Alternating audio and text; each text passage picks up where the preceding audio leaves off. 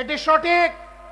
15.5 বছর ফ্যাসিবাদী শাসনের বিরুদ্ধে আমরা যারা বিরোধী দলে ছিলাম দফায় দফায় আন্দোলন করেছি, কিন্তু আমাদের আন্দোলনের মুখে ফ্যাসিবাদীরা পালিয়ে যায়নি। যেদিন এই তরুণ তরুণীরা সিদ্ধান্ত নিয়ে সামনে এসেছিল, জনগণ তাদের ডাকে সাড়া দিয়েছিল। নারী পুরুষ শিশু কিশোর যুবক আবাল বৃদ্ধ বনিতা সকলে রাস্তায় নেমে এসেছিল। আন্দোলন সেদিনই সফলতার মুখ দেখেছিল। এখন সরকারি দলের বন্ধুরা তাদের কাউকে বলে শিশু পার্টি আর কাউকে বলে গুপ্ত। লজ্জা! যাদের কারণে আজকে আপনাদের এই গদি, তাদের নিয়ে আপনারা উপহাস করছেন। এর পাওনা বুঝে নেওয়ার জন্য তৈরি হন।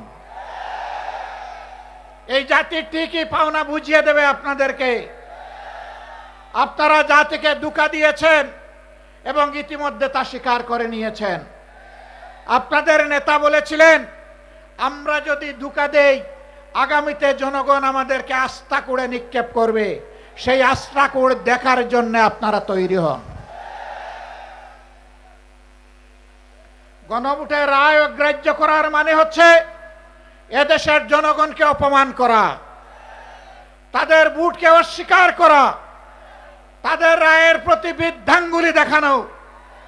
মনে রাখবেন, জনগণের বিরুদ্ধে দাঁড়িয়ে অতীতে কেউ কোনোদিন রেহাই পায়নি, আপনারাও রেহাই পাবেন না।